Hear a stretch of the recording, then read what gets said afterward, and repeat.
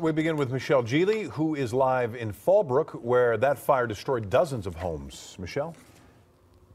Right, and on two sides of me, Rick, on this hill in Fallbrook, homes have been destroyed. But as you follow me here, as I look over this persimmon and avocado orchard, off in the distance, there are houses that were not touched by these flames. This is how it looks in one Fallbrook neighborhood. 3 homes burned to the ground. The fire jumped the road and the ambers started coming, and my husband was down there helping the neighbor save his house with buckets of water.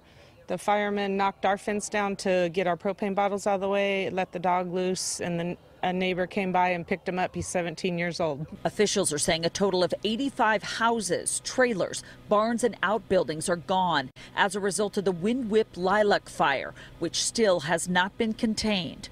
Strong Santa Ana winds pushed the flames through the rural communities of Fallbrook and Bonsall Thursday night, including a famous thoroughbred horse training facility, San Luis Rey Downs. It's feared that many prized horses were killed in the fire.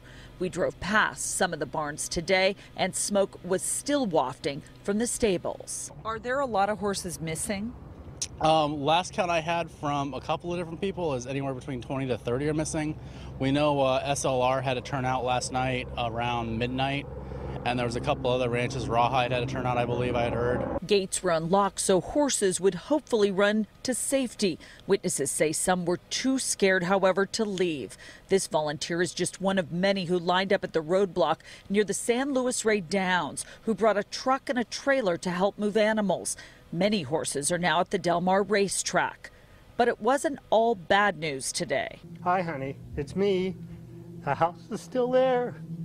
Yeah, everything looks good. Pure joy for this Bonsall man. John Shell evacuated yesterday, unsure if he'd have anything to come back to. But his home and all of those near him were spared.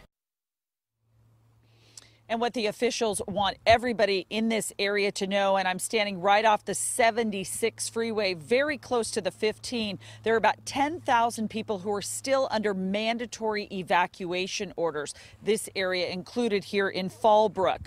Firefighters and law enforcement. That's mainly all we are seeing up here because there is zero containment of this fire. Good news is the wind has died down considerably, but when I look off into the hills every couple of minutes or so, I see puffs of white smoke. So there are still a lot of hot spots and a lot of burning embers. Latest live in Fallbrook. Back to you.